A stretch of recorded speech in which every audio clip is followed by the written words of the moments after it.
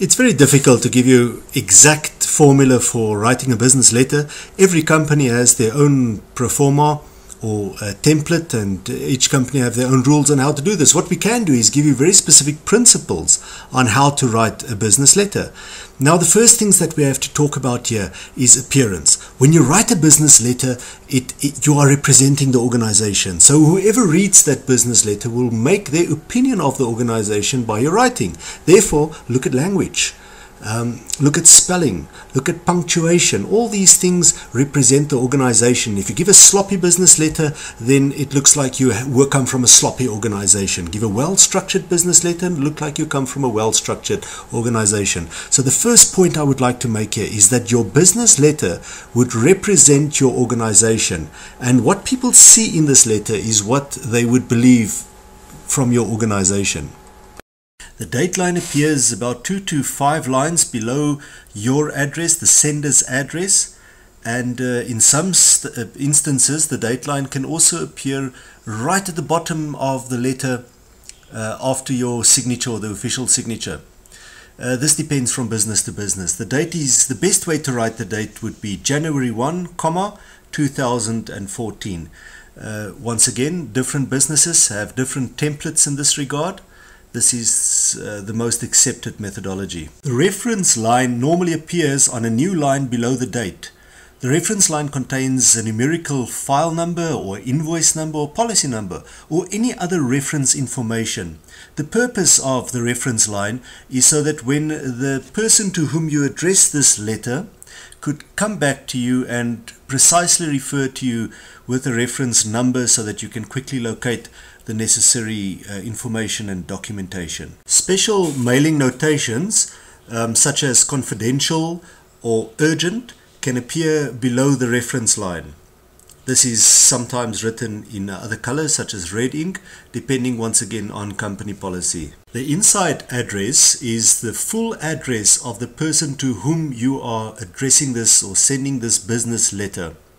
This should include the full name, business title, business name, and all other address particulars of the person to whom you're addressing this letter. If the letter is not being addressed to a specific person, then you would have an attention line. The attention line is just one space off after the inside address, and it would usually say attention supply chain manager or attention the human resource department. So the attention line is addressed to a non-specific entity such as a manager, but a type of manager, or to a department. If the business letter is addressed to a very specific person, then one space after the inside address you would start with Dear Mr. Smith or Dear Dr. Simons.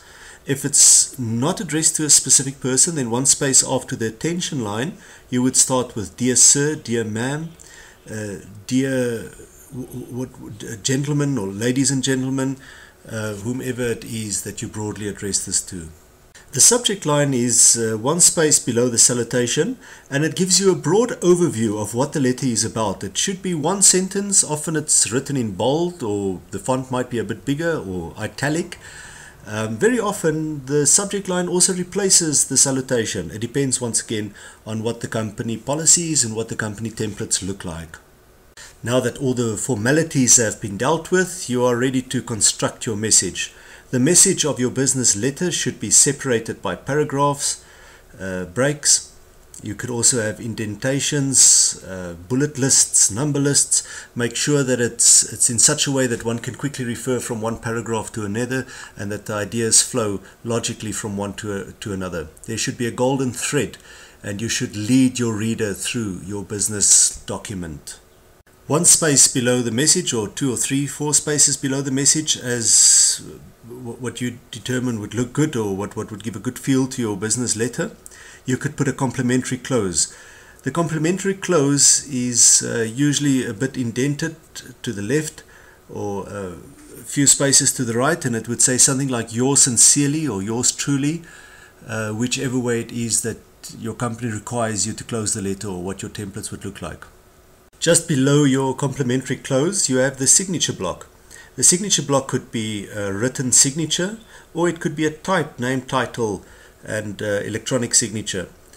The best practice is to actually sign the document. It gives a very good personal feel to it, and people feel that, you know, it's important to you to send this document.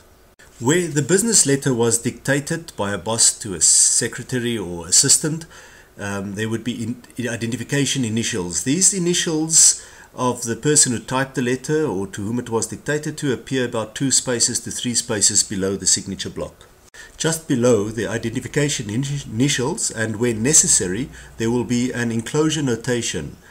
The enclosure notation is written in abbreviated form, ENC or ENCL, or you could write it out in full enclosures, and then in brackets you could put in an amount of enclosures such as 3 or 2, or you could write there 2 enclosures or 1 enclosure depending on what is needed.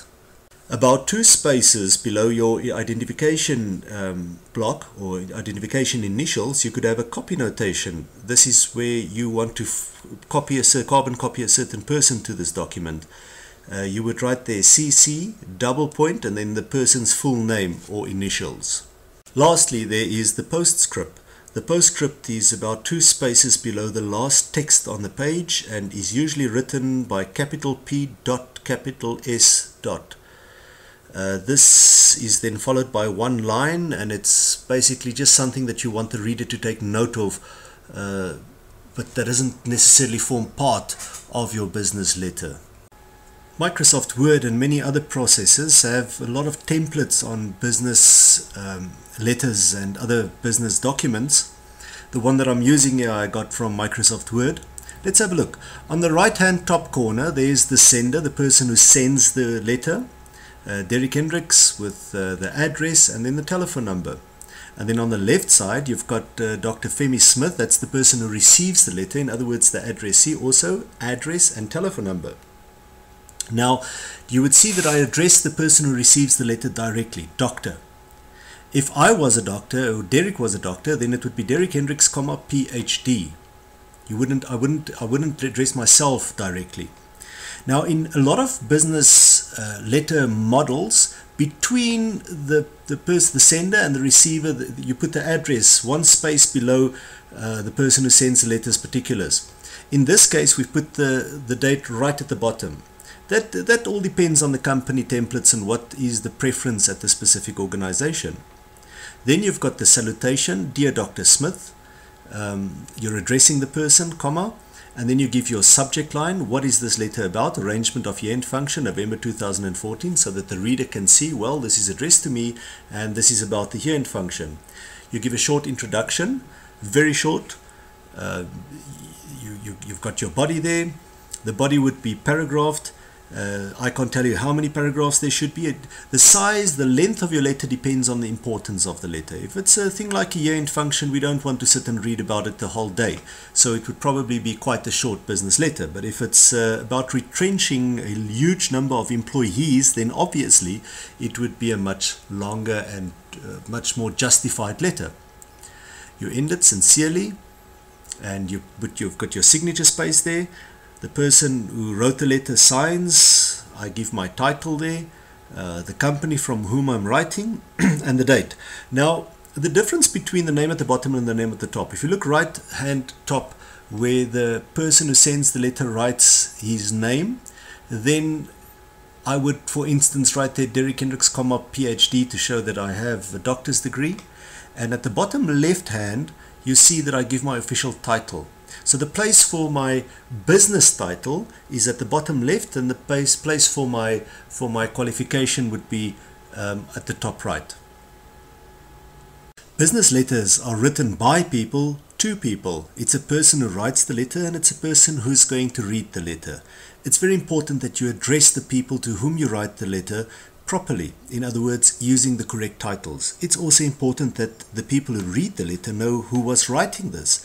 Therefore, your title is equally important. When working with titles, there are different categories that we have to understand. The first is status. Who is writing to whom? If the receiver is addressed, then it's practice to address the receiver directly. In other words, Dr., Mrs., Mr., Colonel, and not indirectly.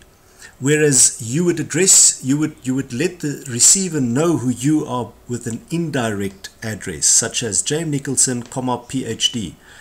You would, for instance, not write Dr. James Nicholson, PhD. It would just be James Nicholson, PhD. If you do not have an official title, such as Colonel or Doctor, then it would be Mr. James Nicholson. This is the formal view. I believe that in our day and time, we would rather just put the name, James Nicholson, comma, and then followed by your official position, which brings us to business titles. There we see Mr. Pitt Williams, Senior Promotions Manager, or Ms. Sophie Simons, HR Executive. I see it common practice today to just write Pitt Williams, Senior Promotions Manager, and leave the Mr. or the Mrs. out. Which brings us to gender. Married or unmarried men are addressed as Mr. The problem comes with women. Unmarried women, the common practice is to address as Miss. A married woman is addressed as Mrs. Where if the status is unknown, or if the person prefers so, it's better just to put MS. I find it today that it's most common just to use MS. This sorts out a lot of conflict, it sorts out gender issues, so it's either Mr. or MS and you are safe.